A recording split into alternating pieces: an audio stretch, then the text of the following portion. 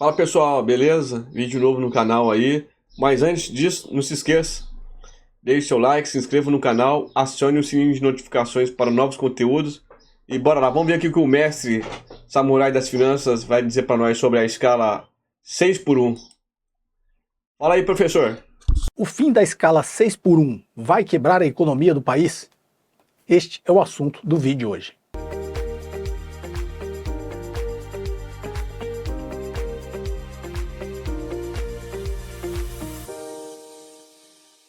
Bem, pessoal, se o assunto do seu interesse é economia, finanças, estratégia empresarial, considere se inscrever aqui no meu canal. E caso se inscreva, não esqueça de ativar as notificações para ser avisado sempre que eu postar um novo conteúdo.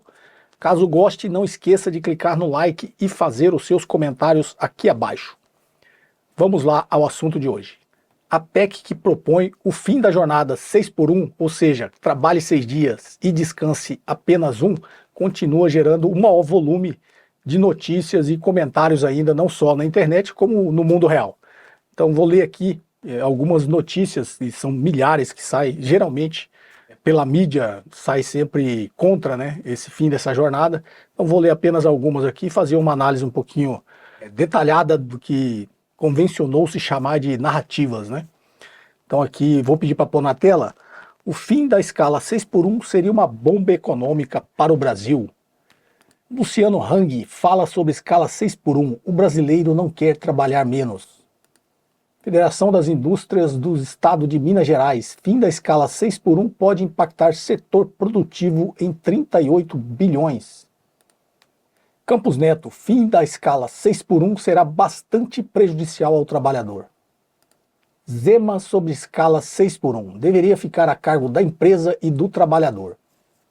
Ou seja, tem sempre, de novo, né, falar aqui, não vou ser repetitivo, peguei alguns artigos aqui e vou ler para vocês, para aqueles que gostam assim de falar, não tem argumentos de novo, né?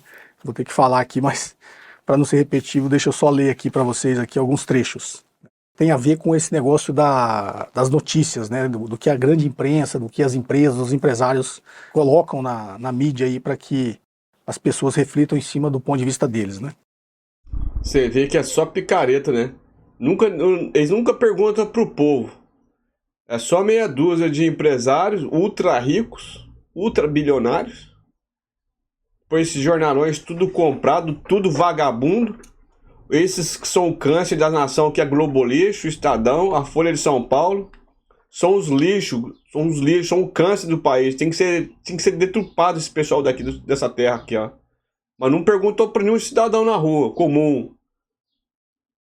Também é um cidadão um pouco mais esclarecido também, que tá ali no chão de fábrica também. O que você acha desse trampo aí? Dessa carga horária? São um bando de canalhas. Depois eu vou colocar o link, tá, desses artigos aqui que eu vou utilizar no vídeo de hoje, para vocês entrem e possam ler aí na íntegra. São bastante interessantes. Isso aqui principalmente fala dos aspectos econômicos, né? Então vou ler, obviamente, só alguns trechos, depois quem quiser ler o artigo inteiro, para elucidar aqui, para quem gosta de números, né? A empresa pode exigir até os limites da resistência física do trabalhador e muitas vezes, além disso, o maior esforço em termos quantitativos, a fim de elevar a produtividade. Ela pode fazê-lo justamente graças ao poder discricionário exercido sobre o trabalhador, de modo mais ou menos intuitivo ou racional. Ela procura maximizar a produção do trabalhador expressa na fórmula PHDA, ou seja, P vezes H vezes D vezes A, em que P é a produtividade horária, H o número de horas de trabalho por dia, D o número de dias de trabalho por ano e A o número de anos de vida útil do trabalhador. Em termos monetários, seria VPHDA, ou seja, acrescentou o V, em que o V é o valor de mercado da unidade do produto realizado. O ponto de equilíbrio se alcança quando o aumento de H e D, ou seja, horas e dias, não provoca uma redução mais que proporcional de A devido ao esgotamento precoce do trabalhador. A empresa, dentro do imediatismo mercantilista e com medo de perder o trabalhador, pode exigir demais e provocar a diminuição do volume de trabalho obtido, H vezes D vezes A.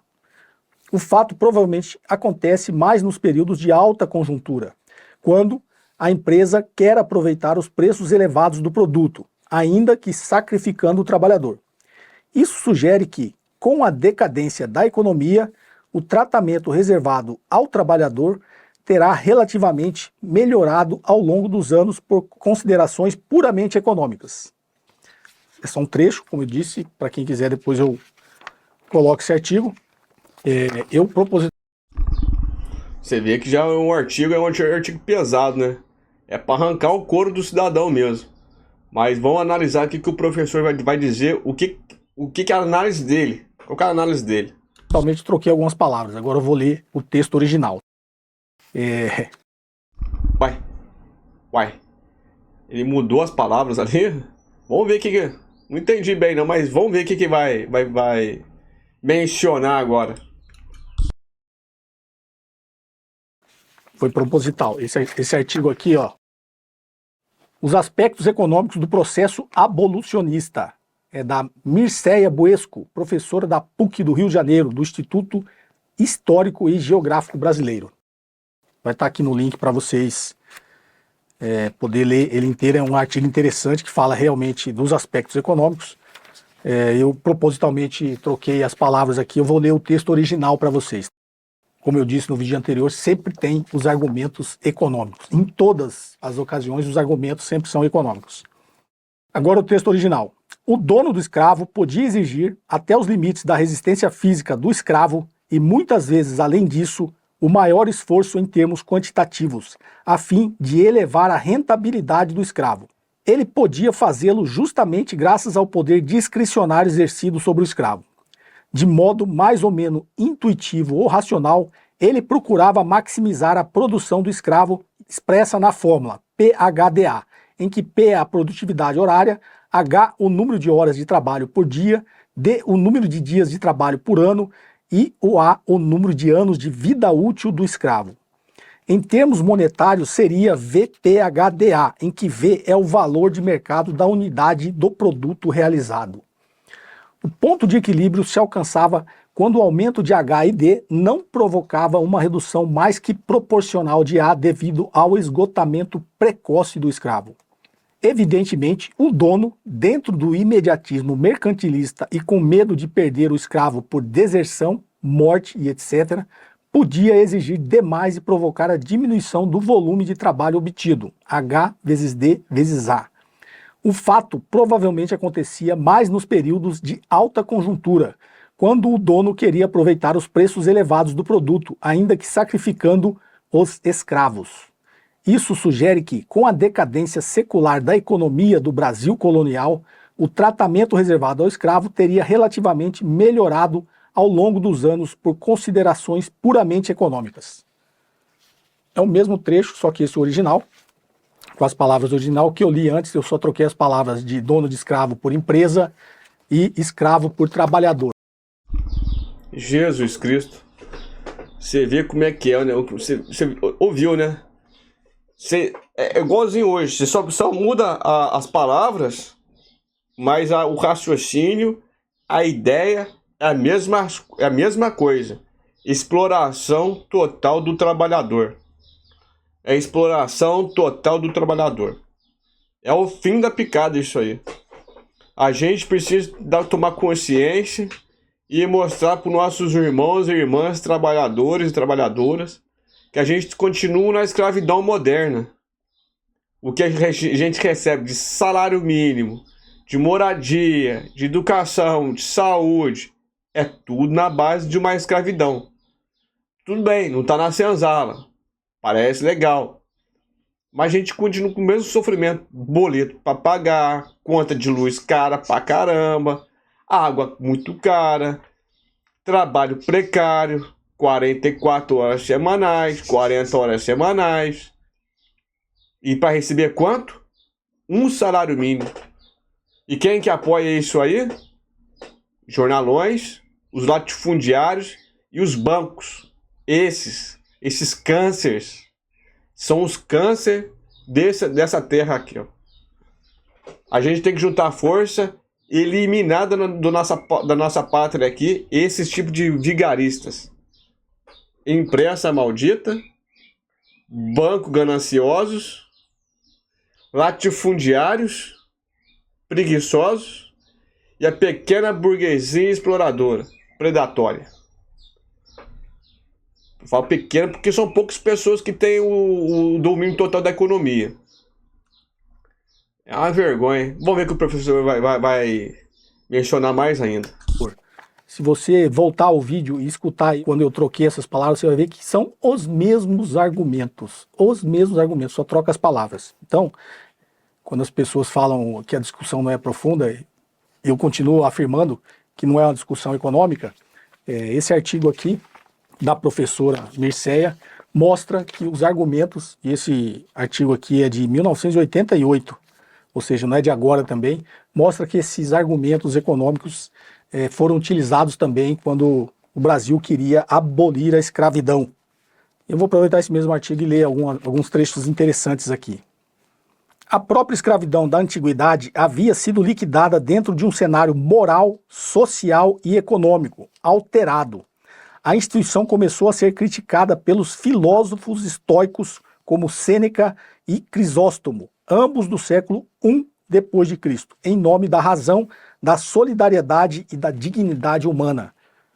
É uma discussão filosófica. Primeiro você adota essa premissa para depois você resolver o problema econômico, e não o inverso. De início, a análise deve levar em conta, como parte da história da abolição, a resistência dos grupos escravagistas, os que consideravam o escravo um elemento básico, condição sine qua non para a manutenção dos níveis de produção, lucros e renda. A mesma coisa de hoje, né? Se do lado abolicionista dominavam os argumentos morais e sociais, os escravagistas, embora perdendo cada vez mais qualquer base moral ou jurídica, agarravam-se ao argumento econômico, pelo menos implícito, a barateza do trabalho escravo. Qualquer semelhança com a atualidade não é mera coincidência. O que o professor falou aí não tem nada de não tem nada de estranho, né? Tudo não mudou nada. Pode estar é a mesma mesma situação. Mesma situação. Como já vimos, a liquidação da escravidão veio paulatinamente através de alguns atos legislativos que solaparam seus alicerces. Após a lei malograda de 1831, que proibia o tráfico de escravos, foi malograda porque, vou ler depois um outro artigo, a imprensa toda foi contra e conseguiu prorrogar essa proibição do tráfico de escravos por mais de 15 anos, tá? E aí a supressão realmente do tráfico veio em 1850. A libertação dos nascituros em 1871, ou seja, era a lei do ventre livre. A partir dessa lei, quem nascesse já nascia livre, né? Mas, obviamente, quem era escravo continuava. A dos sexagenários em 1885. Sexagenários passou de 60 anos, também já fica livre. Até porque também quem tem mais de 60 anos também, hoje já não produz tanto.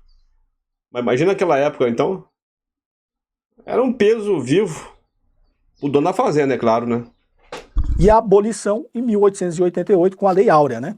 Pressões de fora e cada vez mais de dentro contribuíram, não sem choques e resistências, para as providências citadas que alteraram o quadro jurídico da escravidão. Quais foram as repercussões econômicas daquelas providências em termos de passagem para o trabalho livre? Observe-se que a lei de 1850, cuja implementação foi muito rápida, cortou a base de fornecimento de escravos, mas não liquidou a instituição. Ou seja, você não podia mais trazer escravo, fazer tráfico de escravo, mas quem já era escravo continuava escravo, né? Mas se cortou esse tráfico, né? Como também a lei de 1871 não fez ao cortar a fonte de escravos procriados. Ou seja, em 1871, quem nascia já nascia livre, mas quem era escravo continuava escravo. O recurso à mão de obra escrava continuou, e ainda às vezes com a preferência já assinalada em comparação com o trabalho livre. Tanto é que houve, como é amplamente conhecido, deslocamento de escravos das regiões de menores atividades econômicas, norte e nordeste, para as de maior demanda, principalmente devido ao surto cafeeiro leste-sul. Qualquer semelhança com a atualidade não é mera coincidência. Entretanto, as novas condições de mercado de escravos, em termos de demanda, oferta e preços, permitiram progressivamente a substituição em condições econômicas pelo trabalho livre. Eu não sei se é nesse artigo aqui, mas se eu tiver aqui eu vou colocar um outro que ele também fala sobre esse período cafeeiro, que foi justamente isso aqui que da professora está em resumo, que mostra como você não podia, quem nascia já nascia livre, quem passava de 60, na verdade a lei de 1871, os estudiosos e pesquisadores, foi só, digamos assim, os escravagistas tentando protelar, porque isso na realidade não ajudava os escravos, até porque a maioria dos escravos nunca passava de 60 anos. E aí a lei de que passou de 60 anos é livre, na realidade ajudava os escravagistas, porque depois de 60 ele já não produzia tanto, e como ele se tornava livre, o dono do escravo também deixava de ter obrigação de manter aquele escravo, ele podia simplesmente expulsar esse escravo da fazenda e ele não teria mais essa despesa. Então foi uma lei que aparentemente era a favor dos escravos, mas na realidade era a favor dos escravagistas. Foi o que eu disse, foi o que eu falei aquele momento ali, né? Favorecia ninguém, não. Só favorecia o dono do escravo, igualzinho hoje. Essas reformas trabalhistas favorecem só o empresário. O trabalhador não favorece a nada. Nada. Esse negócio, não vão dar liberdade pro trabalhador poder negociar, fazer suas próprias escolhas. É balela. Balela. Balela. Isso é mentira. Como é que você vai ser mais fraco? Tá vulnerável. Como é que você vai negociar com alguém que tá mais forte? Isso aí, conversa fiada. Mas tem um estudo, na verdade eu acho que uma tese de doutorado ou de mestrado, que fala e faz todo esse estudo aí, de que por que economicamente esses atos legislativos eles foram minando a lógica econômica da escravidão, né, que é o que a professora aqui fala no início desse artigo. Então, como você não podia ter mais tráfico, você mantinha a instituição de quem já era escravo. Quem nascia livre, mas mantinha, como você não tinha mais essa mobilidade de trazer mais escravos ou procriar os escravos visto como uma propriedade, né, como digamos, um capital dos escravagistas, ele tinha um preço de mercado que começou a ficar mais caro também para quem precisava de escravo e precisava trazer, como disse aqui, do norte e nordeste para o sul e para o sudeste, essa mão de obra ficava mais cara para você comprar. Então ele foi criando uma lógica econômica que começou a tornar a escravidão, não a manutenção da escravidão, mas a compra de novos escravos começou a ficar mais oneroso para os escravagistas. Dentro dessa racionalidade, compreende-se o apego, até certo momento, à escravidão, bem como, a partir de mudanças assinaladas, a redução da resistência escravagista. Era, sem dúvida, antes de mais nada, o triunfo da justiça e do humanitarismo, mas também a dissolução do interesse econômico escravagista. Que é isso que eu vou achar essa tese de doutorado também, vou colocar aqui no link para vocês lerem, para quem aí está reclamando que precisa de dados econômicos, não poder reclamar. E aqui, como eu falei de mídia, é por isso que eu gosto do professor aí, do José Cobori, o mestre das finanças. E o cara é muito honesto, é muito sincero, traz os dados, documento farto. É um cara acadêmico, mas do mundo da academia, mas também é um cara do mundo real também, tem o pé no chão. Você vê que o papo dele é um papo sadio, um papo esclarecedor.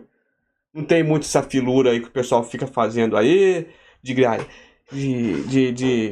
lacração. É um papo reto, sério, mostra os dados, mostra o que aconteceu no passado, mostra o que está acontecendo no presente. Tem outros vídeos, com certeza, que tem as lutas que foram conquistadas através de muito esforço dos trabalhadores. Não é essa lacração, não, que bota porrada de gente no meio. É isso, o capitalismo tá errado, a escravidão, é isso, é aquilo, opressão, não. Ele mostra os dados, vem cá a realidade. Mostra os dados, vem cá a realidade. Assim que tem que ser a conversa, o papo.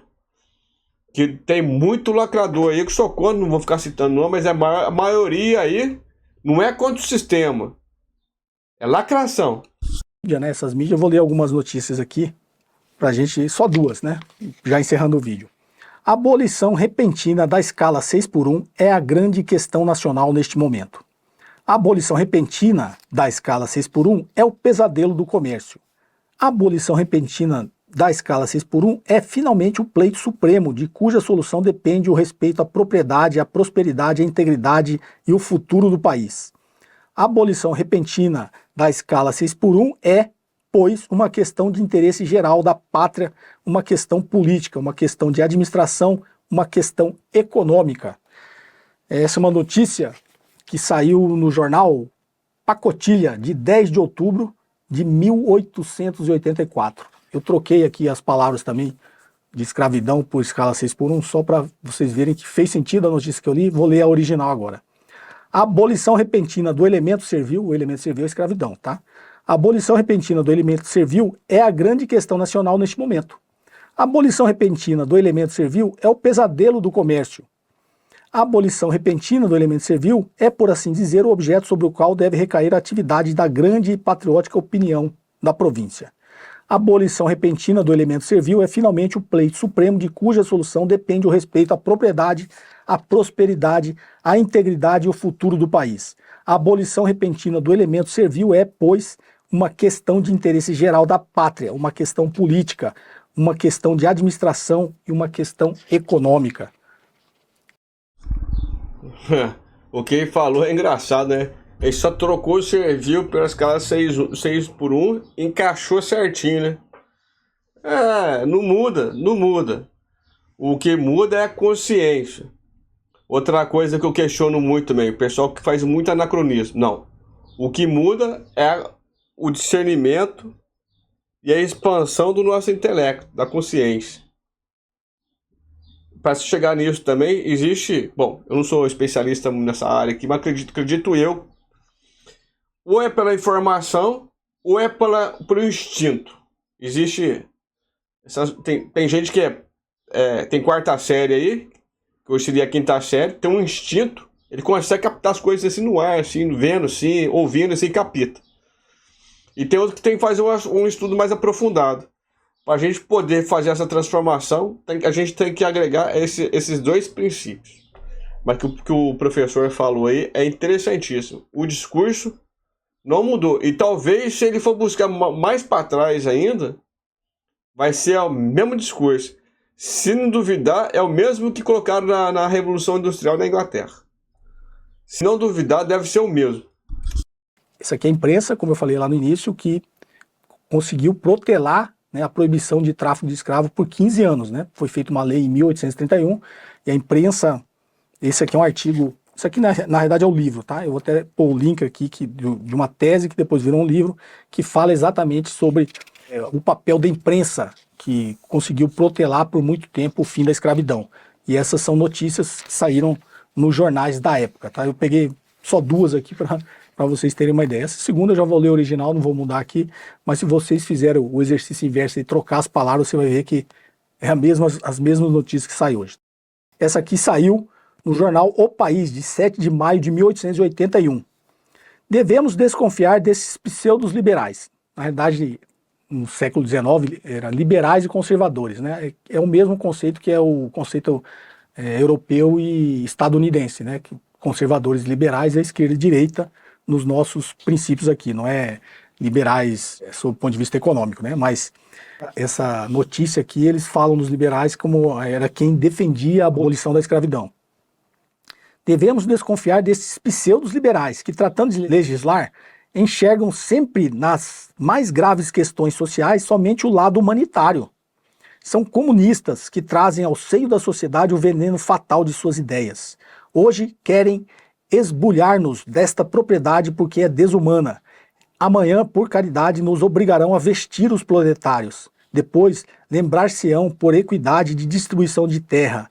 E afinal, levarão a nação com a sua mal entendida filantropia à anarquia, à dissolução.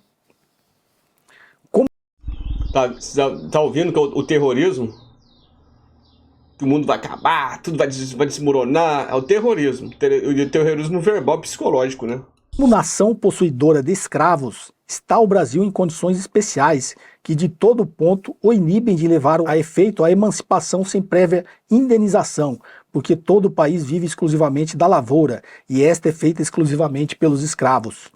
Sendo sem contestação a lavoura a sua única fonte de riqueza, como é que poderá então o Brasil, de um momento para o outro, abrir mão da escravidão sem indenização e nem tendo capitães para atenuar os efeitos dolorosos do criminoso atentado contra o direito de propriedade? Direito de propriedade da pessoa. Direito de propriedade da pessoa. O cara pegava a pessoa, escravizava e falava assim, isso aqui é minha propriedade. Eu posso fazer o que eu quiser com ela. Tudo o que eu quiser com essa propriedade aqui, ó. É o mesmo que tem hoje, com essa reforma trabalhista que fizeram aí. O empregador, tudo bem, não é todos, vão ser sensatos, não é 100%, mas a maioria acha porque tá pagando essa mixaria e tem o direito de fazer o que quiser com o seu empregado. Isso é uma aberração. Isso aí é uma loucura que a gente tá vivendo nesse país aqui, nesse exato momento. Em tais circunstância não será só a lavoura, convençamo-nos disto, que há de sofrer os terríveis efeitos da espantosa crise social. É o comércio, é o funcionalismo, é o país inteiro, representado por todas as suas classes, que a súbita desorganização do trabalho, a falta de capitães e finalmente a anarquia reduzirão à maior extremidade.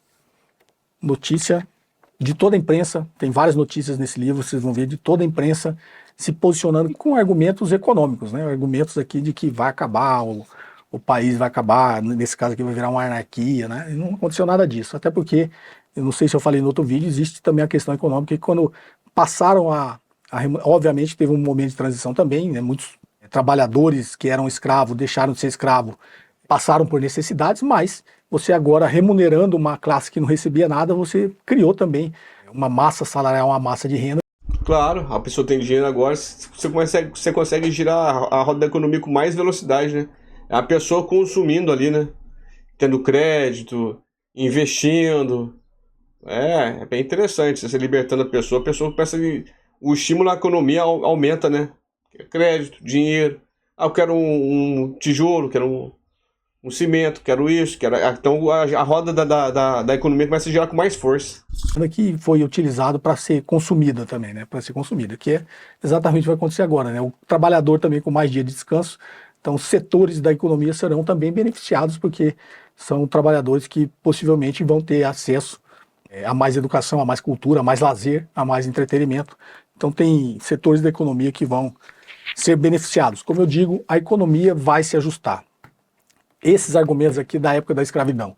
E se você pegar e fizer uma pesquisa, né, da mesma pesquisa que eu fiz, das notícias da imprensa e dos posicionamentos dos políticos quando foi implementada a CLT, quando foi implementada o 13º salário, o FGTS, quando foi implementado todas essas conquistas de direitos trabalhistas, vocês vão ver que os argumentos são os mesmos, é só trocar as palavras. Então, o link desses artigos, desse livro, vai estar aqui na descrição. Espero ter colaborado um pouquinho mais com a discussão. Se você não é inscrito no canal, inscreva-se e ative as notificações para ser avisado sempre que eu postar um novo conteúdo. E não se esqueça de deixar o like e fazer os seus comentários aqui abaixo. Um forte abraço e até o próximo vídeo. Você viu que o professor falou tudo, né? Por isso que eu gosto de seguir ele, que ele é fenomenal, ele. Eu já sigo ele faz um tempinho já. E ele tá botando pra quebrar mesmo. Eu vou pegar esses links que tem aqui. Eu vou colocar também pra nós também aqui, ó. Porque vale a pena, né? Ou você pode entrar no canal dele também lá, né? Claro, né? Se puder quiser entrar no canal dele também é bom. Então, pessoal, por hoje é só. Não se esqueça, se inscreva no canal, acione o sininho de notificações para novos conteúdos. Deixe na descrição dos comentários aqui, ó, o que você está achando dos vídeos aqui, sugestão de vídeo. E até a próxima. Valeu!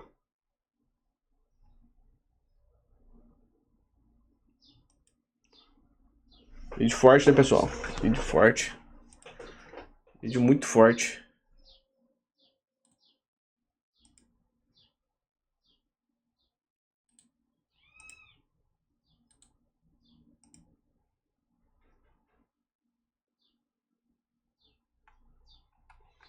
Gostei muito do vídeo dele.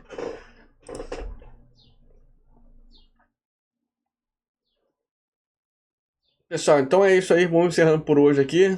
Mais tarde eu volto com mais mais vídeos. Não fiz o react todo que eu queria fazer. Daqui a pouco a gente tá voltando aí. Valeu!